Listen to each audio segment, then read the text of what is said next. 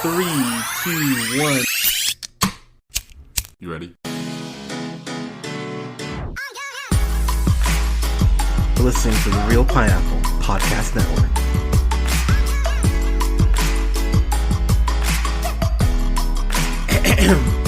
Good evening, everybody. Thank you so much for listening. This is the Real Pineapple. This is your humble host, Hunter, here. Hope you guys are having a great week so far.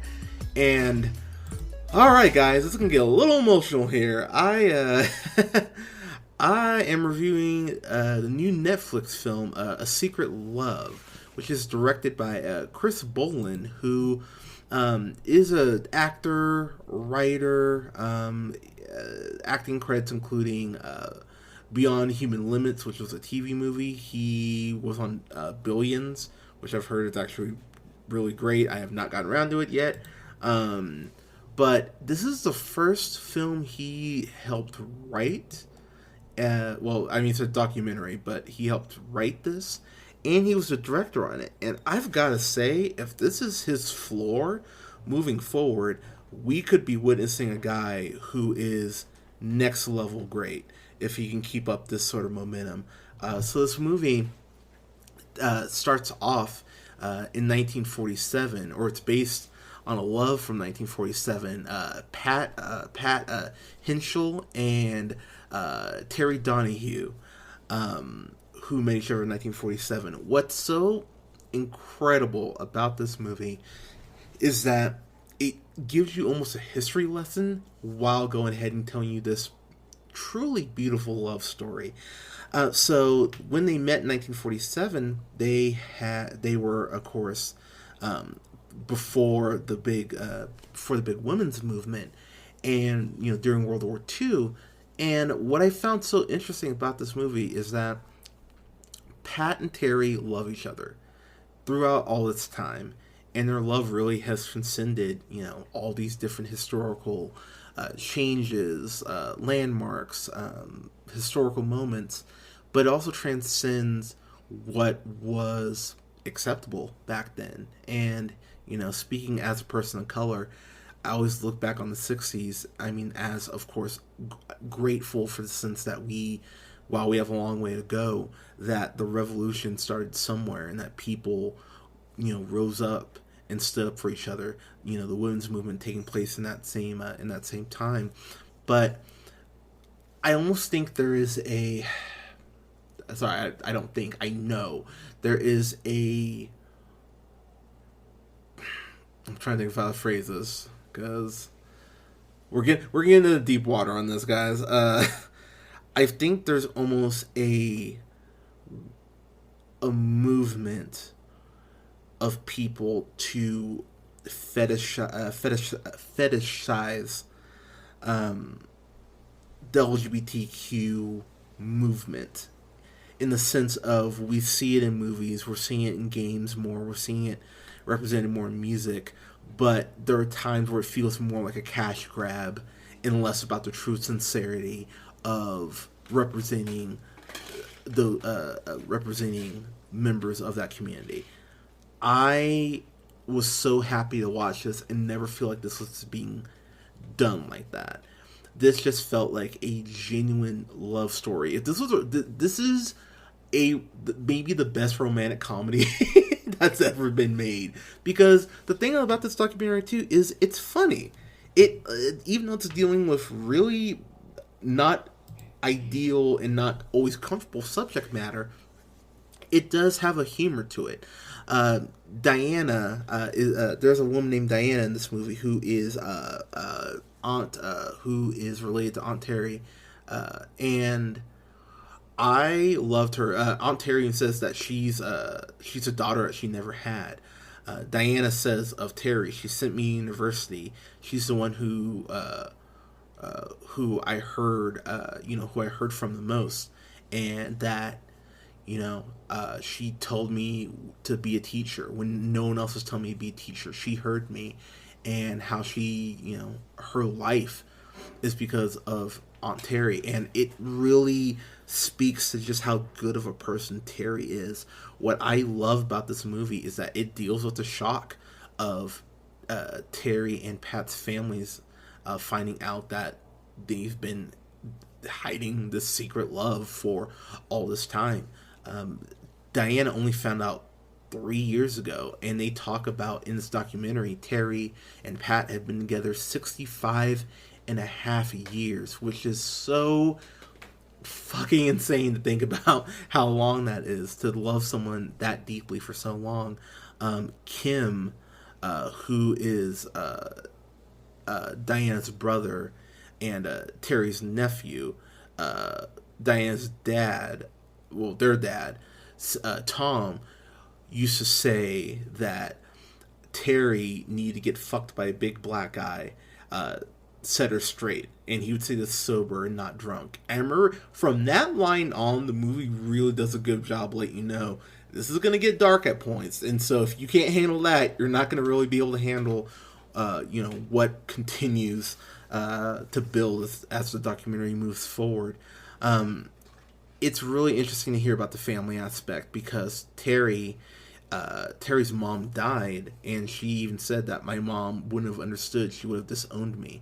But then she immediately, this camera like zooms in on her, and you see her just looking so sad and downtrodden, because who wouldn't feel shitty knowing that their parent would disown them for a choice that they're making, which you should not be punished for, by the way.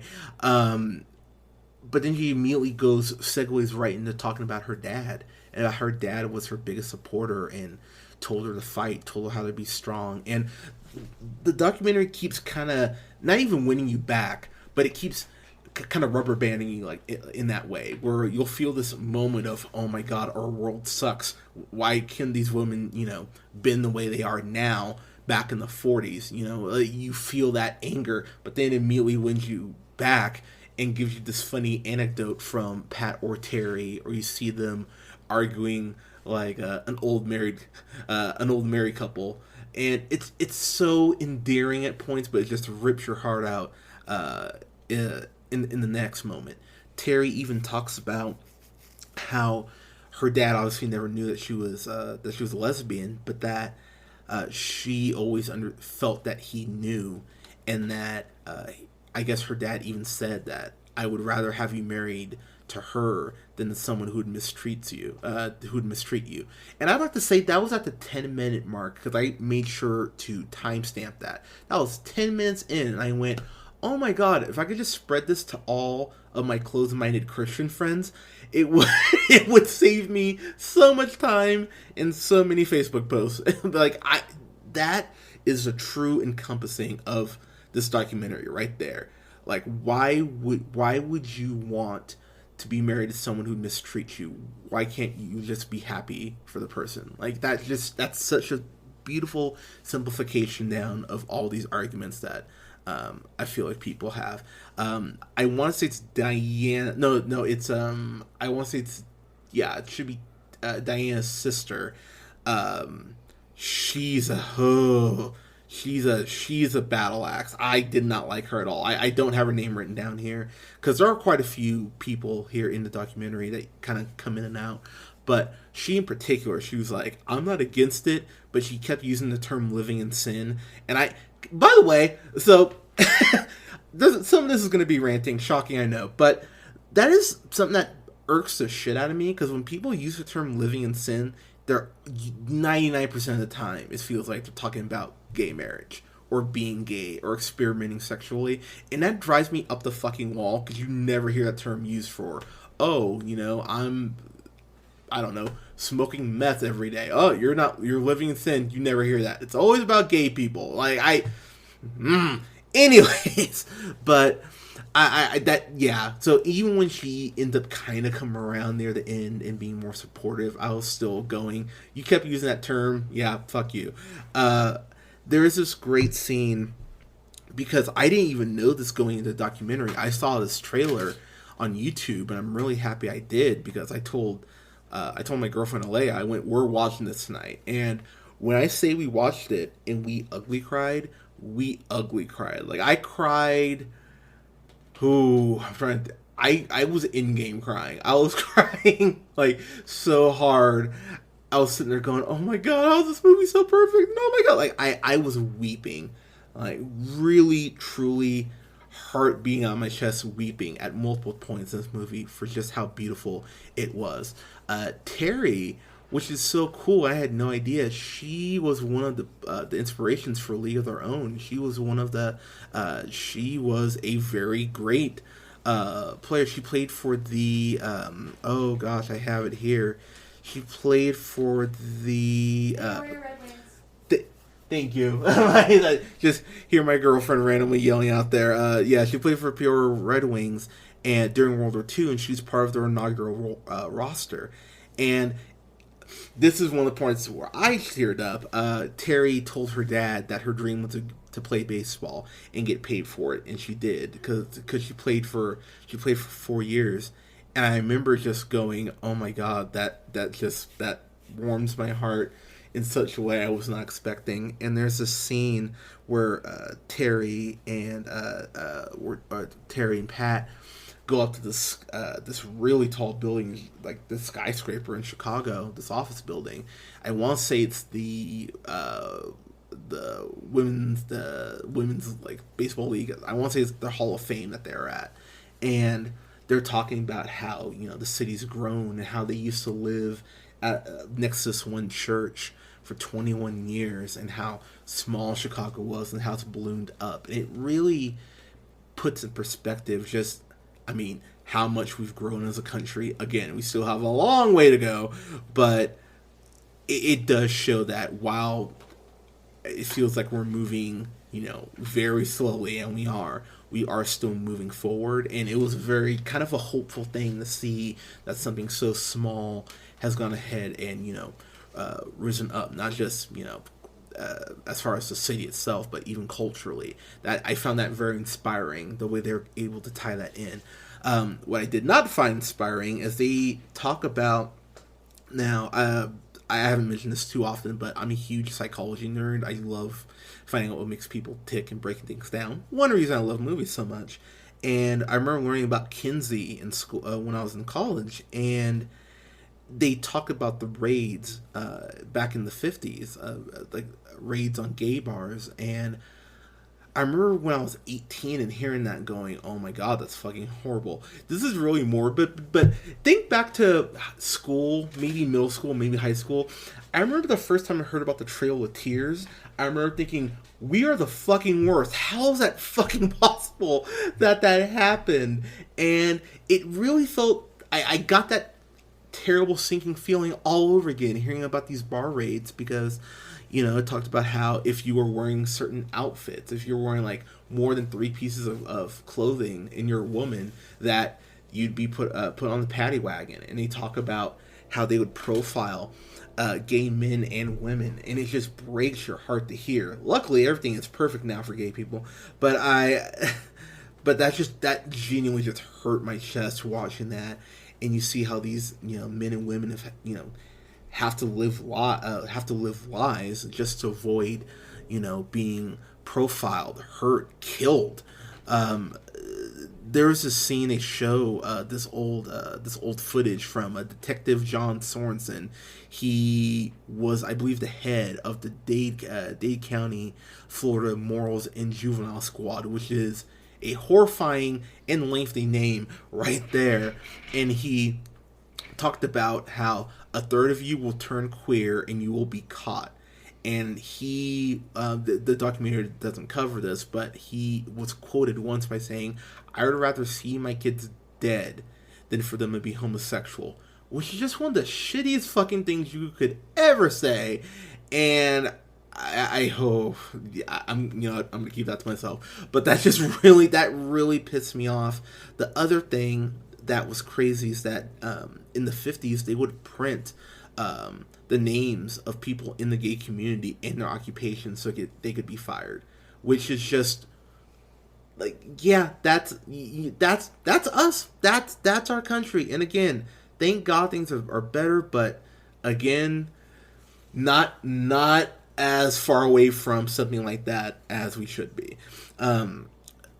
Pat talked about how she worked, or how Annie Pat and Annie Taylor, or Annie Terry, pardon me, ended up working for what was called Watson Bowler, which was a fine interior design company. And being into fashion, I love fashion. Seeing them in their outfits and seeing how they were very classy women, very professional women, it's it felt like it felt very Mad Men-ish, honestly. I know obviously Mad Men, copied from that time period, but it was really cool to see them just in their like their cute dresses and like matching jewelry, and how they really took pride in not just each other but in their appearance, and being like, we are professional women, we are in a very unique situation, and how we are going to go ahead and portray ourselves, to be better than not just the other women in the office, but the other men. And I found that just really fucking inspiring.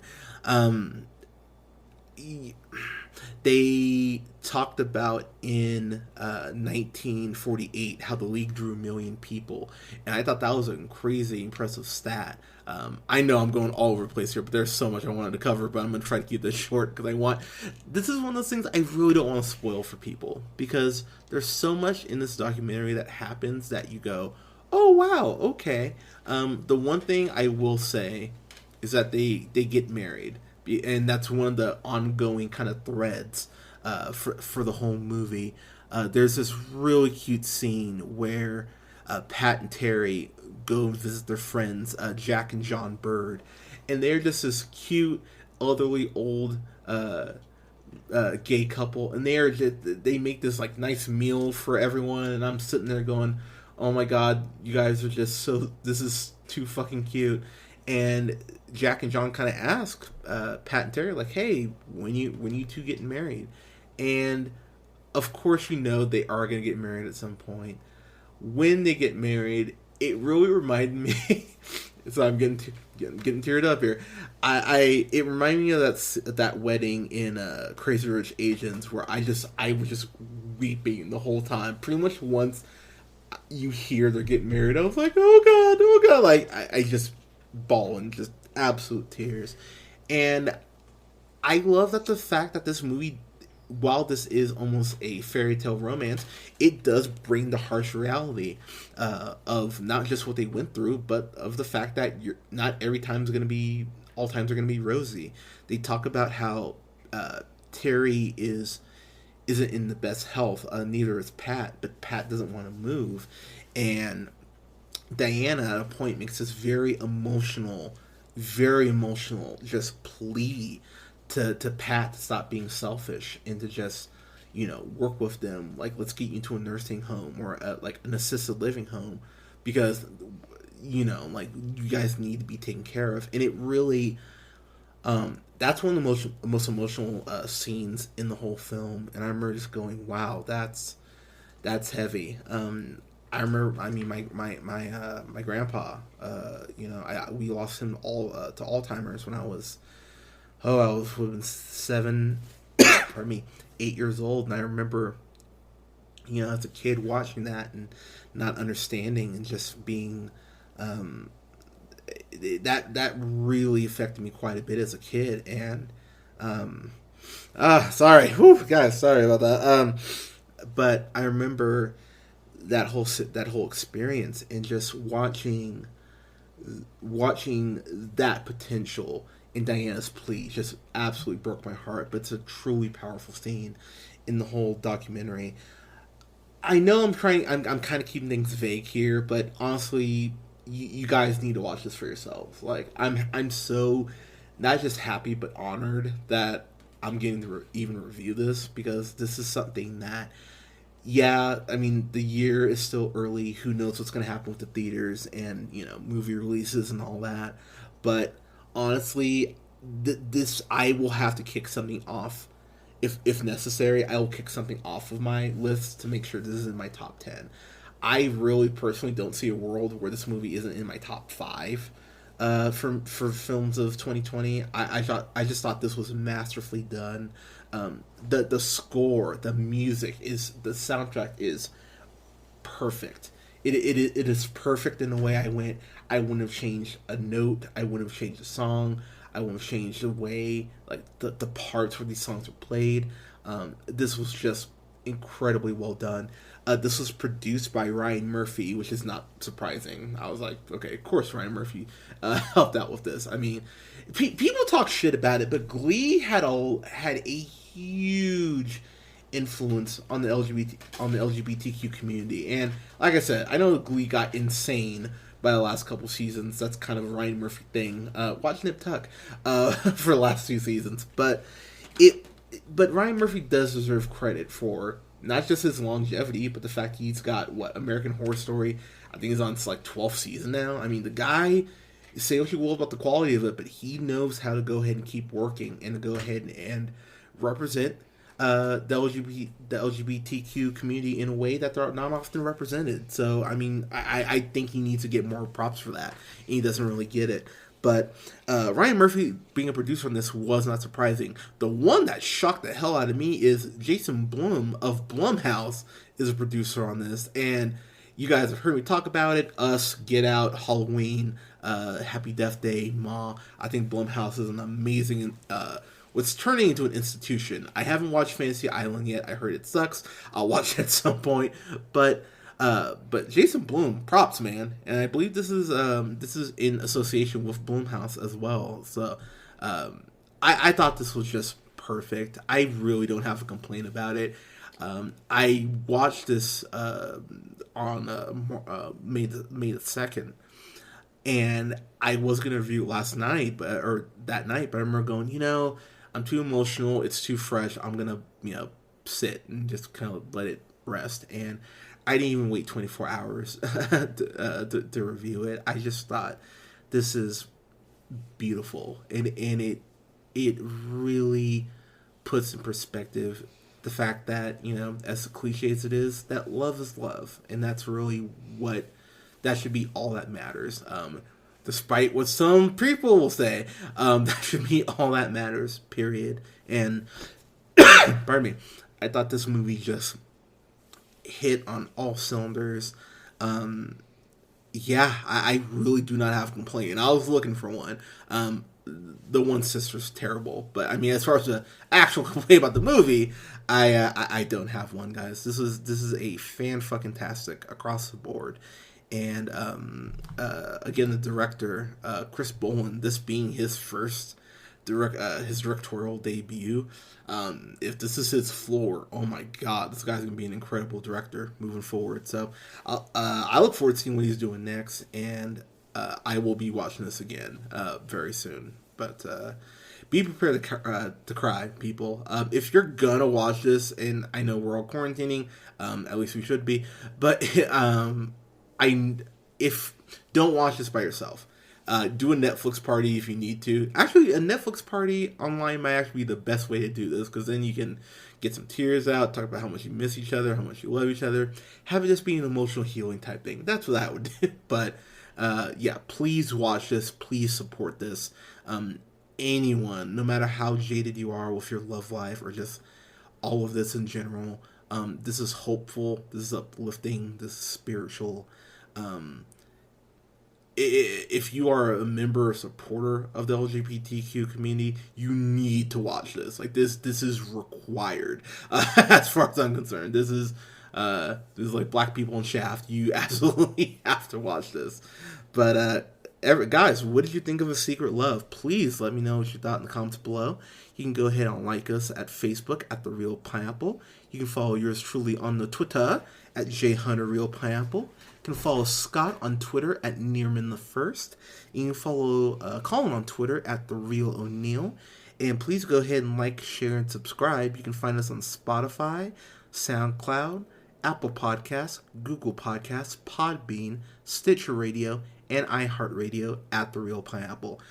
Guys, thank you so much for listening. We'll have reviews up this week for Dead to Me Season 1 and 2. Don't forget, June is my birthday month. Woo! So all of June is going to be stuff that I just love that we have not reviewed for the channel yet. So just a couple things I know we're going to review. I'm going to review Batman Mask of the Phantasm, because I freaking love that movie. I'm going to review Training Day, because I reviewed that. Gonna review Hot Rod because I love that movie. Yeah, lots of reviews coming up for stuff that I just personally enjoy for my birthday month. So, guys, I know this quarantine's crazy. Please stay safe out there. Take care of each other, and we will talk to you guys soon. Have a good night.